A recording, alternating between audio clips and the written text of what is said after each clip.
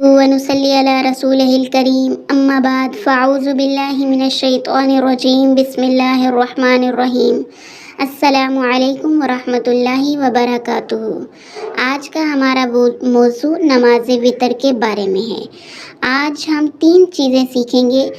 Number 1، ہم یہ چیز جانیں گے کہ وہ کون سی 3 صورتیں ہیں جن کی وجہ سے ہم ہمیشہ کے لیے داڑھ اور دانت کے درد سے نجات حاصل کر سکتے ہیں۔ نمبر 2، نماز وتر کس طرح سے ادا کی جائے گی۔ نمبر 3، کہ اگر کسی کو دعائے قنوت نہیں آتی، کسی بھی وجہ سے، بڑھاپے کی وجہ سے یا بہت زیادہ کوشش کرنے کے بعد بھی دعائے قنوت یاد نہیں ہوتی، تو وہ کیا چیز ہے، وہ کون سی دعا ہے کہ وہ وتر کی نماز میں پڑھیں تو ان کے وتر ادا ہو جائیں۔ تو اب سب سے پہلے تو یہ جان لیجئے کہ وہ 3 صورتیں کہ جن کی وجہ سے آپ ہمیشہ کے لیے دانت اور داڑھ کے درد سے نجات حاصل کر سکتے ہیں، ان کو معمول بنا لیجئے تو آپ انشاءاللہ ثم انشاءاللہ اس تکلیف سے نجات پالیں گے۔ تو ان میں سب سے پہلی صورت ہے سورۃ نصر، اذا جاء نصر اللہ والفتح، اور دوسری صورت ہے سورۃ لہب یعنی تبت یدا ابی لہب وتب، اور تیسری صورت ہے سورۃ اخلاص یعنی قل هو اللہ احد۔ اب نماز وتر پڑھی کس طریقے سے جائے گی ان 3 صورتوں کے ساتھ؟ تو اس میں سب سے پہلے تو آپ نیت کریں گے اور نماز وتر واجب کے اعتبار سے شروع کریں گے۔ تو اس کی پہلی رکعت کے اندر آپ نے ثنا پڑھنی ہے یعنی سبحانک اللہم پڑھنے کے بعد سورۃ فاتحہ پڑھیں گے، اور اس کے بعد سورۃ فاتحہ کے بعد آپ سورۃ نصر پڑھیں گے یعنی اذا جاء نصر اللہ والفتح۔ یہ سورت پڑھ کے پھر آپ آگے اپنی نماز پہلی رکعت جو ہے وہ مکمل کریں گے یعنی رکوع اور پھر سجدے، اور پھر دوسری رکعت کے لیے کھڑے ہو جائیں گے۔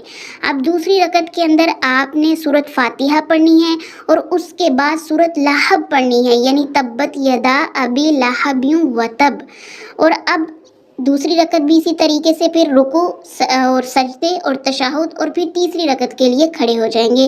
اب تیسری رکعت کے اندر آپ نے سورۃ فاتحہ پڑھنی ہے، اور سورۃ فاتحہ پڑھنے کے بعد آپ نے سورۃ اخلاص یعنی کہ قل هو اللہ احد پڑھنی ہے، اور اب پھر دوبارہ سے اللہ اکبر کہتے ہوئے دعائے قنوت پڑھیں گے، اور دعائے قنوت پڑھنے کے بعد آپ رکوع کے اندر جائیں گے، اور پھر 2 سجدے، اور پھر اس کے بعد تشہد اور درود شریف، اور پھر دعا، اور پھر آپ سلام پھیر دیں گے۔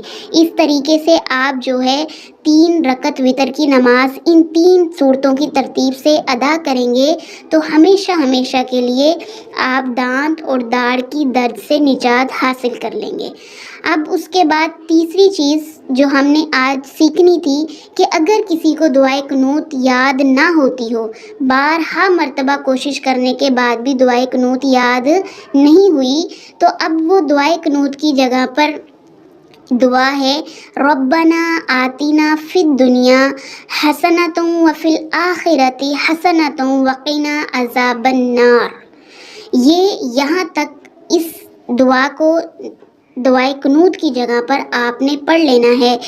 اگر آپ کو دعائے قنوت بارہا مرتبہ کوشش کے بھی یاد نہیں ہوئی تو آپ یہ دعا پڑھ لیں گے، لیکن اگر کسی کو یہ دعا بھی یاد نہیں ہوتی، جیسے ہمارے بڑے ہیں والدین میں سے یا ہمارے کچھ ایسے لوگ ہیں ہمارے اندر کہ جو مطلب بہت زیادہ کوشش کے بعد بھی دعائے قنوت کو یا اس ربنا آتینا والی دعا کو یاد نہیں کر پا رہے، تو پھر وہ 3 مرتبہ اللہم اغفر لنا، اللہم اغفر لنا، اللہم اغفر لنا پڑھیں گے دعائے قنوت کی جگہ پر، اور پھر رکوع کریں گے، اور اس کے بعد اپنی نماز کو یعنی سجدوں کے بعد تشہد، درود شریف اور دعا کے بعد اپنی وتر اس طریقے سے مکمل کر لیں گے۔